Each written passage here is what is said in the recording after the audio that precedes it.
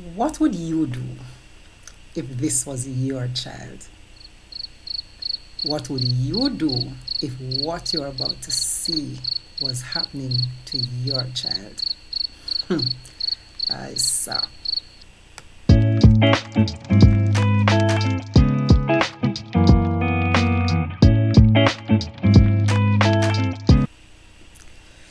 Greetings and salutations everyone, and welcome back to another of my video.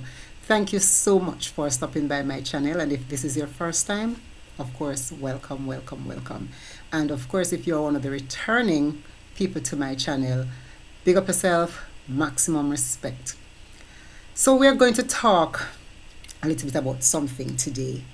I'm going to show you a video of a news story that happened in Jamaica, Spanish Town, Jamaica, about 4 years ago. This video came back to mind because I was talking to a friend and something came up. Like I was in his office, and while I was in his office, it's like the door just pushed open by itself, and then and then closed. And I started teasing to say he has some duppy inside his office that's knocking things over and opening the door, coming and going as it pleases. And so all the persons inside the office started laughing, and we just started talking about superstitious things. And then I recalled this story that came on the news 4 years ago with a little boy in Spanish Town who was being affected by an apparition. Kalila Enriquez viewed the spooky footage brought to us as evidence of the tales. Now we must warn that some of the footage may be troubling to some viewers. This 11-year-old boy claims he is being haunted by a ghost. For the past week, word of the so-called duppy has caused alarm on Martin Street in Spanish Town. The family says they've tried praying for the boy and taking him to church, but the ghost would only follow them inside, causing havoc, pulling the boy and throwing objects wherever he goes. Our news team was in the neighborhood Wednesday night to witness some of the events that have residents convinced of an otherworldly presence. Watch closely and judge for yourself. Right now. He's touching you now? Yeah. Still touching you? Yeah.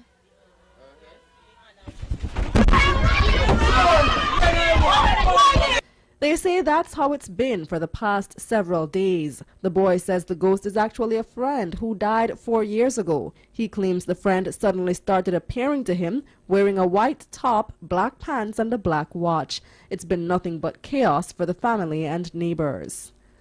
Him licking him down, him drawing him flinging the figurine, him fling the slippers, him lick me in my back, him lick me in my yes temple with it like the little stone. Him just a fling and draw him out of the bed, draw him in a corner, draw him everywhere and go. I go around there and I feel this whole pa eat and thing. So like I couldn't breathe and I end up that him run out and me there and I say, yo, me not see nothing. So I end up I come out now, and when I turn my back, one lip me get in my back with a figurine. Watch again as our news crew filmed the second incident similar to the accounts we were given. This time, the boy claims he sees the ghost standing near the wall and goes over to stand next to it. Touch you? Tell me when I touch you. Am I touch you? Am I touch your foot? In the roll. Yeah, wallet.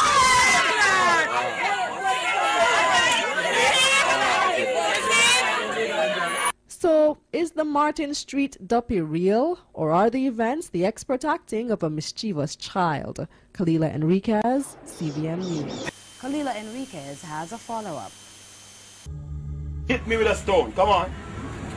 Hit me with a For stone. several minutes Friday morning, Bishop Rohan Edwards challenged what he believed was an evil spirit to show his presence. Although family members claimed the ghost had been throwing objects, there was no evidence of that before the bishop. But it wasn't long before whatever force was responsible responded to the challenge. Try to take him away, let me see. Oh, you're afraid, you're a coward.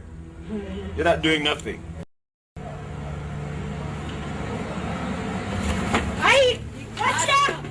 All right. Oh.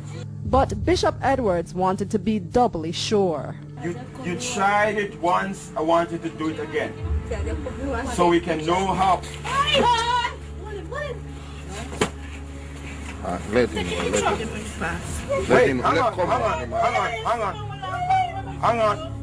Hang on. Don't touch it. Don't touch it. It was evidence enough for the bishop that a spirit was indeed intent on harming the child.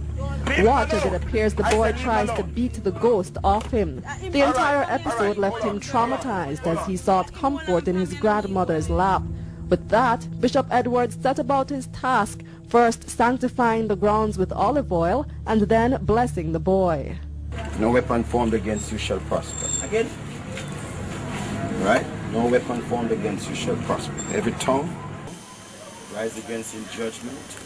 I bind it, I condemn it. Don't resist the son. Don't resist it. Every tongue that rises against in judgment, I take authority. Roll up responsibility.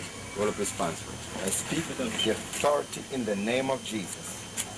I speak the authority of the name of Jesus. He left with advice for the boy to call the name of Jesus if he feels the spirit bothering him, although the bishop is confident this ordeal is over.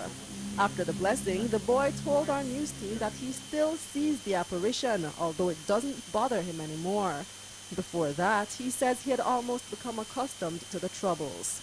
Yes, afraid of him, but no, when him trouble me, I just feel like to laugh.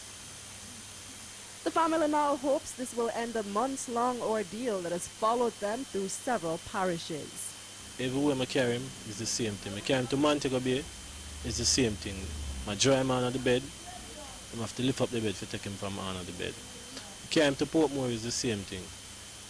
I carry him to a friend's house is the same thing. Be a stone, be a knife and cutlass, flinging after him. It's hoped things can now return to normal. Kalila Enriquez. All right, so there you have it. Now I'm going to the very first question I asked you at the opening of this video. If this was your child, what would you have done? Honestly,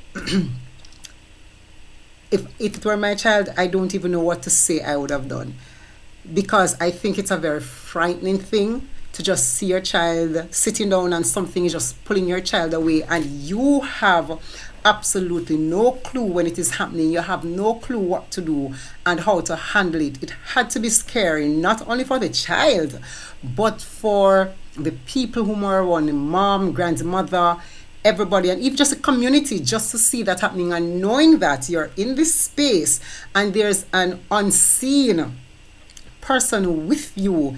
You can't feel good about that.